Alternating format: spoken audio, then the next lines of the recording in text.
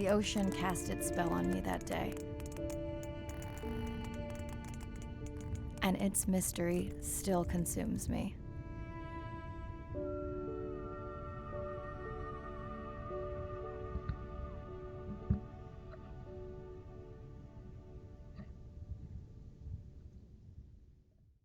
Eh bien bonjour à tous les amis, bienvenue pour l'épisode 4 sur Beyond Blue.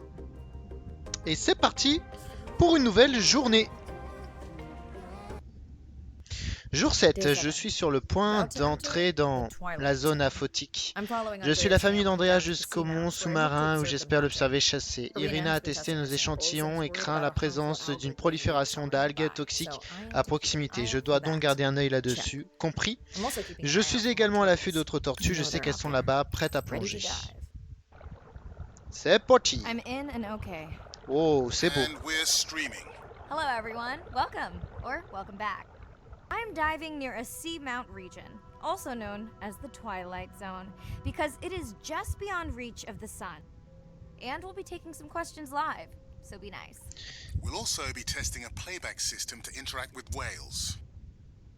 Ok, aphatique pour dire qu'il n'y a pas de lumière du soleil qui passe, ok. Cool? So do I. I'm hoping that buoy can send a little message to our humpback friends. That's right. Andre is going to serenade some humpbacks. Well, not me, but using a song I generated from other recordings.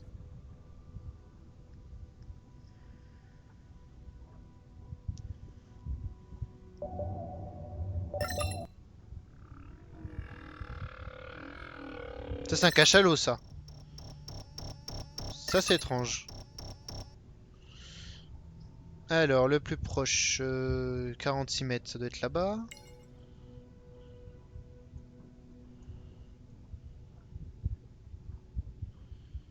Allons-y calmement. Okay, time to see if any humpbacks respond to our song. Jordan wants to know how you will know. Great question.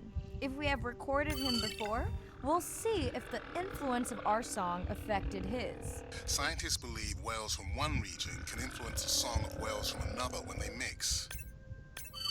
Hey Andre, we've recorded a song from this one before, right? We have. How quickly can you compare his two songs? Well, I need to wait for his song to complete at least one full cycle. And how long is that? 20 minutes, maybe more. Wow, that's a long, slow ballad.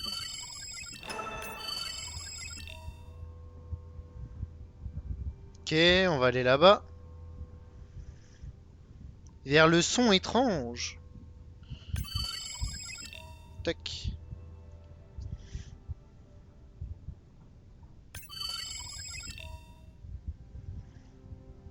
Dana squid. It looks like they're hunting... Lanternfish. Well called, Irina. We'll make you a sea witch yet. I'm sorry. Wow. Let's scan a few to pick up their hunting behavior. Here goes. Scott from Denver wants to know if they eat each other. Some do. I think this one was upset he missed out on his prey. Tiens, il y a un calamar. Il y a des calamars. Au départ, je pensais que c'était des raies, mais non, c'est des calmars.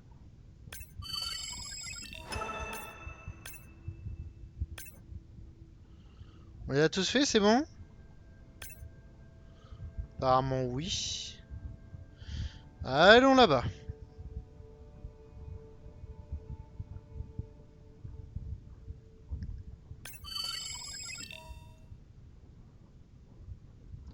Ah ouais, niveau profondeur, on est bien. Hein.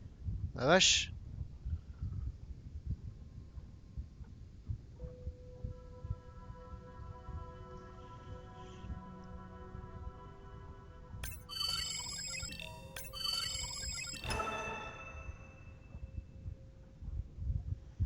Allez, fonçons.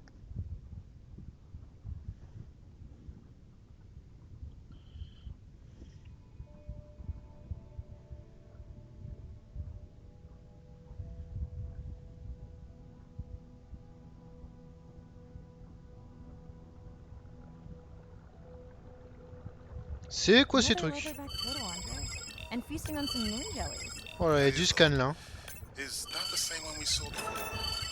It looks bigger, but let Ils me mangent. understand it C'est vrai que les for sure. tortues mangent les méduses.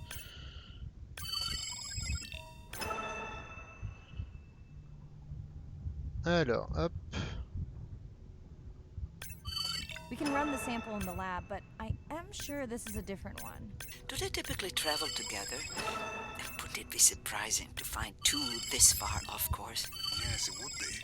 And yet, here they are. Welcome back, turtles. Enjoy your beautiful moon jellies. Moon jellies are beautiful.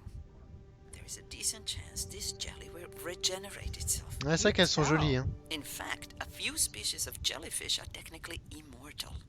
They can revert from being full grown to their younger state. Ah, je connais ce truc. Essentially start their life cycle over. Thank you, Arena, who will make us all immortal one day. Pour vous expliquer, en fait, elle parle qu'il y a une variété de méduses qui sont immortelles parce qu'en fait, dans leur évolution, ils passent de l'œuf à polype. Polype, vous imaginez que c'est un peu comme une anémone de mer. Et après, elle devient une méduse. Et après être passée méduse, elle redevient polype. Et après redevenir polype, elle redevient méduse, etc. Donc en fait, elle est immortelle parce qu'elle en fait, elle refait en boucle le cycle de la vie. Voilà, son cycle de vie. Ça remet beaucoup de choses en cause d'ailleurs, hein, par rapport à la régénération, I've ce been genre de waiting for this. choses. I've just activated your UV light. First of all, don't mess with my suit when I'm diving. Secondly, you spoiled my surprise.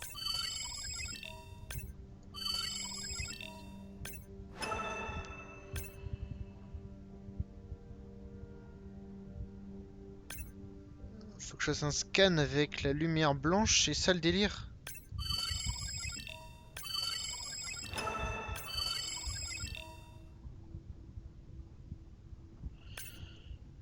Ok, mais c'est où que je dois faire ça? C'est là?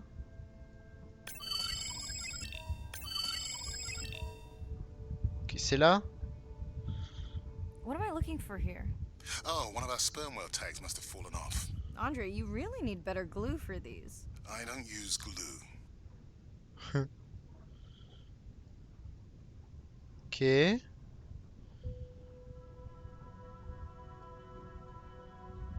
I've tracked down the tag.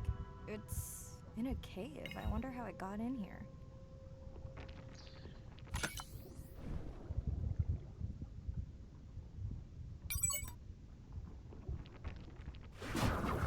Oh! What the? Mirai! An octopus! Are you okay? Other than getting inked in front of a live global audience? You know, you might want to get that off you. It will probably attract predators. Oh, wonderful. Bon, faut que je fasse mon sorte de scan là.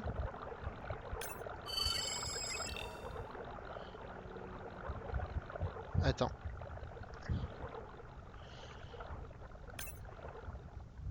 Attends, parce que j'arrive pas à le choper lui. Hop.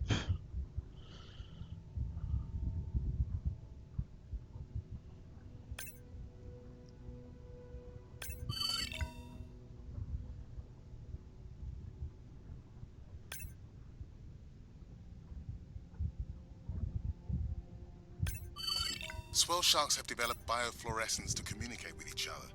Their eyes have special adaptations for the UV light. Now you can see what a swell shark sees. That's what I'm talking about. Ok, ça c'est fait.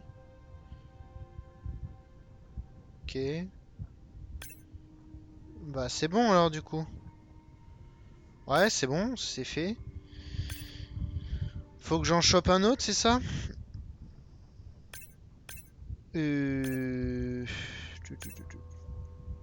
C'est celui-là, je crois. Ouais. Tac.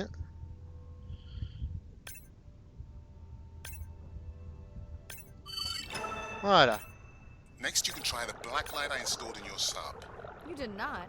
You did install it in your dorm room back in the day. Your wife showed me pictures. Our uni was C'est a pas good simple time. celui-là, hein. C'est pas simple du tout.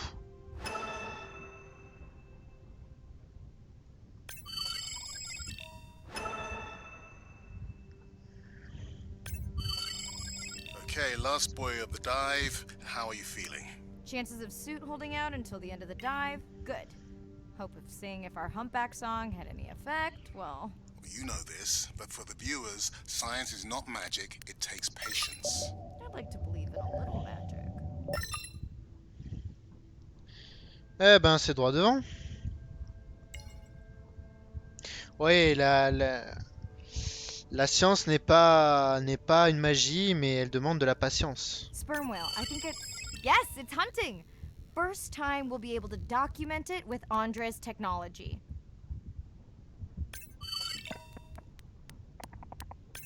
Ah, c'est pour les colocalisations, ça. Come on, come on. And then the buzz. I got it! Yes. Raj from Mumbai wants to know, what's the buzz? I think he was making a joke. Got it. But what is the buzz? How is it used? We're not entirely sure, but definitely associated with being close to prey. This is just the warm-up. The real fun will come in the deep.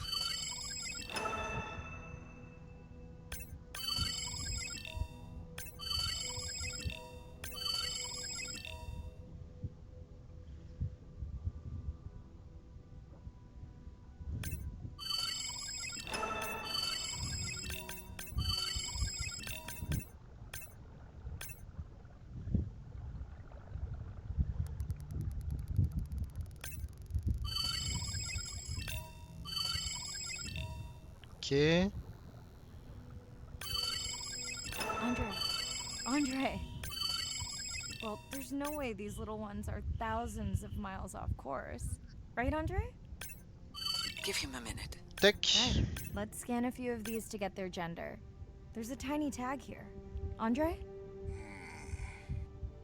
Ah, on l'a déjà fait celui-là. Fonce.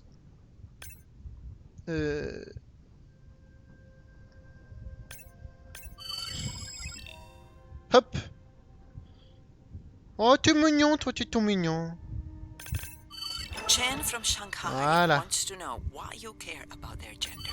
Well, their sex is determined by the temperature of their nests. Warming beaches wiped out the turtles in this region. Believe in a little magic now, Andre? I may just start, but let me check on that tag first.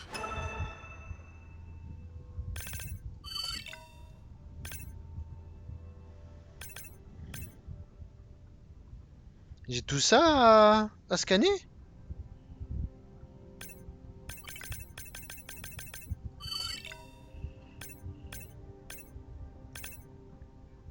Attendez, parce que ça me gratte le nez. Hop.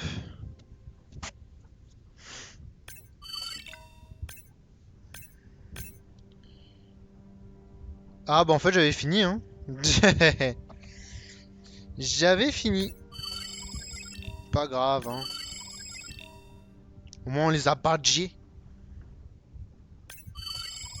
Ouais, niveau profondeur par contre... Oh, wow. Glad we didn't miss this. Beautiful. Yeah, they must have been hunting down past the rift. I think we found our spot for our first deep dive. Mirai, check out that one closest to you. What's that on its skin? Not sure I can catch them. They're headed to the surface. Might just be a scrape from a ship strike. Yeah, let's hope that's all it is. Let's end it here.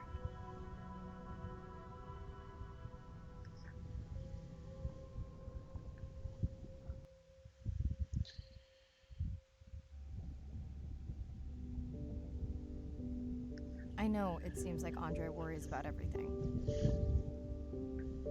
But I really understand where that comes from. Everyone's seen the pictures, but I can tell you it was really tough to be doing hands-on work when we were losing entire species. For me, it was the whales. But for Andre, it was the turtles. I stayed to help him. Several of the other scientists did as well. By then, only Andre's protected nests were the ones producing turtles in the region. We all figured that the population was going to collapse, and eventually it did.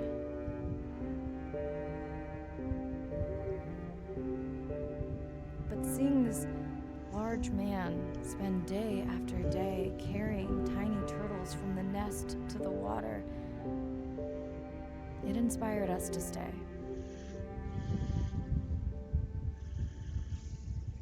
C'est beau. I mean, coming back now, it feels like another world. Andre is not an angry man, Irina. He's just a man who gets angry when he sees people say it's too hard, or that they don't care at all. Yeah.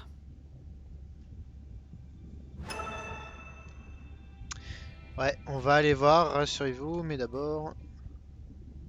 Hi, Mirai. Sorry to miss the post-dive brief. I've been listening to our humpback recordings for hours and got myself in a kind of funk. Actually, I started listening to the humpbacks and then switched to Miles Davis. Anyway, I don't see any clear sign that our playback influenced any of the other whales yet, but I just know we're on the right track. I'm sorry to be in such a mood. Don't know what to make of those turtles or what's going on with our sperm whale family. Right. Catch you in a bit. Catch in a bed.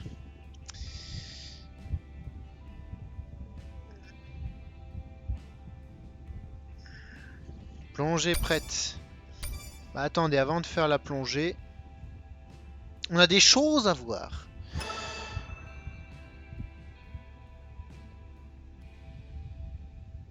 Bon là ici, on a bien avancé. Là on a eu 2 sur 2, 6 sur 11.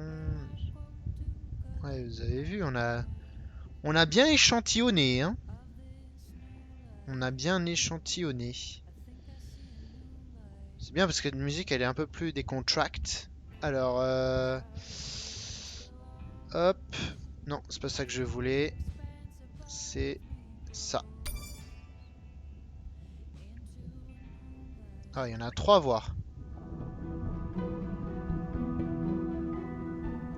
Jellyfish have mechanisms of self-repair. They're constantly getting bitten by turtles and chunks getting taken away. 50% of the jellyfish population are wounded.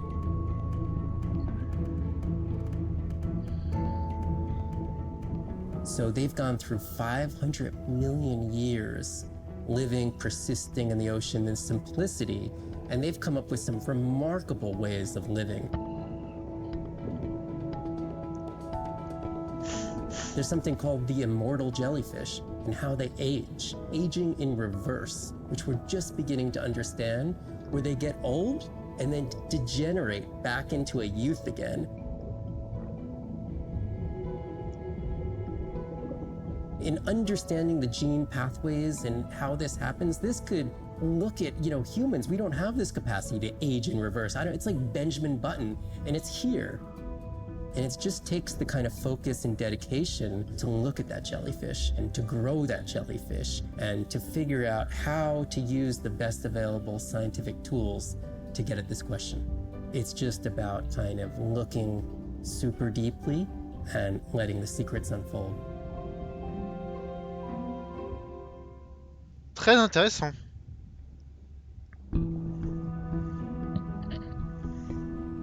The energy from our star flies through the universe, through our atmosphere, and hits us at the ground. But now, when we go underwater, the ocean properties of water are like pure blue filter. So it's going to filter out all these other wavelengths except blue. As you go down further, it's primarily blue, blue, blue till 700 meters. And at that level, there's still faint photons of sunlight in the blue range. And we call this the twilight zone. And there, animals are still perceiving a tiny little bit of our sun's energy. Below this, it's gone. 24/7 darkness. And it turns out that there's a ton of color vision down in the deep. So it's like they're making enough light down there to be able to be satisfying all the eyes of the deep sea creatures. So it's not this totally dark world down there. It's still light. It's just the animals are making the light rather than the sun. We've designed all this technology to kind of satisfy our visual hardware. As I started looking at other animals, they have totally different hardware. And I've been looking at everything through these silly little primate eyes. We have to overcome our humanness to jump behind the world of a shark or another creature and see the world from their perspective. We found a biofluorescent shark, and it only sees right at the blue-green interface. So it's really just tuned to a very similar spectrum to the environment it lives in. This fluorescence was creating greater contrast for the shark. It's like this endless well of information. We're at the very tip of the iceberg.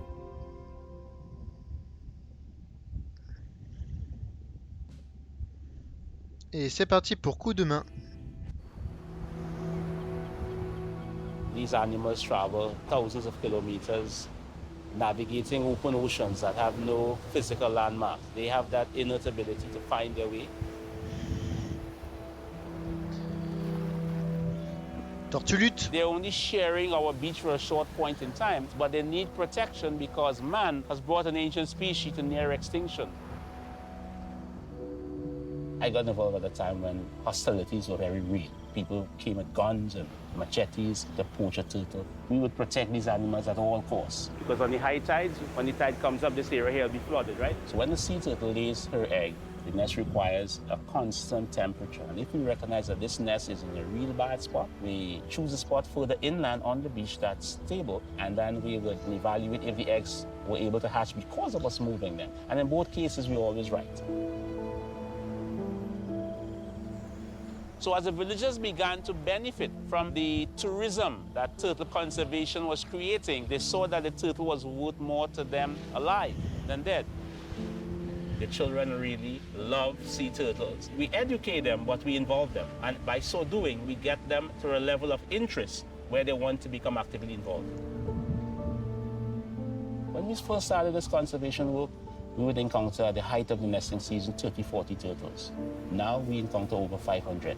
That's significant. Some people argue, well, that's nature. Leave them. Why protect them? Remember, humans have to intervene sometimes to help nature keep existing.